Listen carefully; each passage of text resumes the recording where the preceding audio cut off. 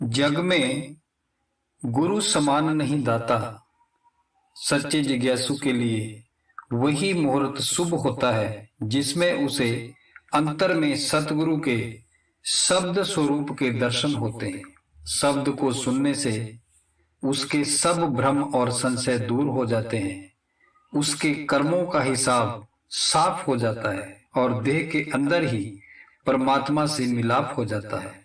संतों की नीरकसीर विवेकी हंसों के साथ तुलना करते हुए यह कहा गया है कि उनका ध्यान सदा परमात्मा के चरणों में रहता है। वे चुपचाप शब्द धुन को सुनते रहते हैं और केवल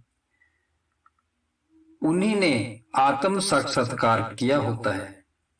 सतगुरु स्वयं भी अनाहत नाद के जाम पीते हैं और शिष्यों को भी पिलाते हैं। उनके दर्शन तो स्वयं परमात्मा के दर्शन होते हैं। उन्होंने स्वयं अभय पद अर्थात परम धाम प्राप्त किया होता है और शिष्यों को भी वहां पहुंचा देते हैं। कबीर साहब ने कहा कि केवल सतगुरु ही प्रभु तक पहुंचने का सही रास्ता है, वही रास्ता बता सकता है। इसलिए जल्दी से जल्दी उनकी संगत करो, नहीं तो 84 के फेर में पड़े रहोगे और अन्य किसी भी योनि में तुम उसका साथ नहीं पा सकोगे। गुरु की सेवा करने से परमात्मा खुश होता है।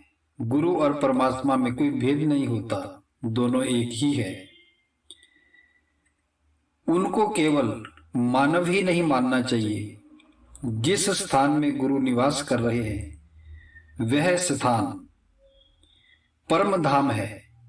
जिस घर में वे रहते हैं वो घर सबसे ऊंचा है। उनके पावन चरणों का पानी गंगा है। उनको पावन मुख से उच्चारित जो भी मंत्र होता है वो स्वयं शिष्य की रक्षा करता है। गुरु के स्वरूप का ध्यान गुरु को बहुत शिष्य को आगे ले जाता है। गुरु ही तीर्थ स्थान है। गुरु अग्नि है, गुरु सूर्य है, गुरु समस्त जगत है। समस्त विश्व के तीर्थ धाम गुरु के चरणों में बसते हैं। ब्रह्मा विष्णु महेश सारी पवित्र नदियां गुरु की देह में स्थित है। जो साधना एवं योग के विभिन्न प्रकार सिखाते हैं वे शिक्षा गुरु है। सब में सर्वोच्च गुरु वे है जिसमें उनके द्वारा सब सिद्धि दी जाती है। अगर गुरु प्रसन्न हो जाता है तो परमात्मा प्रसन्न होता है। गुरु नाराज होता है तो परमात्मा नाराज होता है। जो मन वचन कर्म से पवित्र है, इंद्रियों पर जिनका संयम है, जिनको ईश्वर साक्षात्कार हो गया है, वो गुरु है। बुरे चरित्र वाला व्यक्ति गुरु नहीं हो सकता।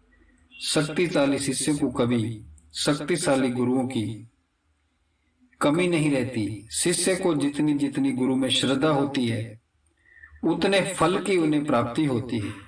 किसी आदमी के पास कोई भी उपाधियां हो, इससे वह गुरु की कसौटी करने की योग्यता वाला नहीं होता।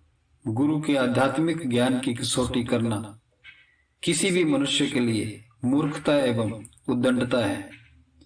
ऐसा व्यक्ति दुनिया के ज्ञान के लिए मिथ्याभिमान से अंधा बना हुआ है। अतः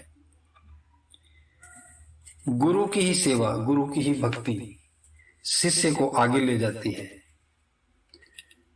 हरिजन हंस दशा लीजे डोले, निर्मल नाव चवे जस बोले, मान सरोवर तट के वासी, राम चरण चित आन उदासी। मुक्ता हल बिन चंच न लावे, मौनी गहे के हरि गुण गावे। कौआ कुबदी निकट नहीं आवे, सो हंसा निज दर्शन पावे। कहे कबीर सोई जन तेरा, खीर खीर का करे नबीरा।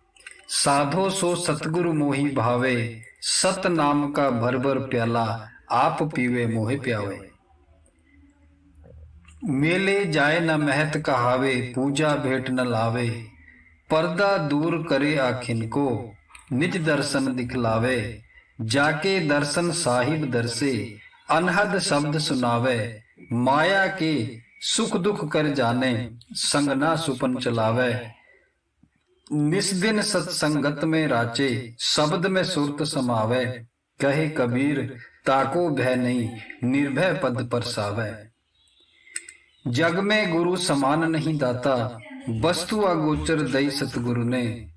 भई भली बताई बाटा, काम क्रोध कैद कर राखे। लोभ को चिन्हो नाथा, काल करे सो हाल ही करी ले, फिर ना मिले यह साथा। 84 में जाई पड़ोगे, भुगतो दिन और राता। शब्द पुकार पुकार कहते हैं, कर ले संतन साथा। सुमिर बंदगी कर साहिब की, काल नवावे माथा।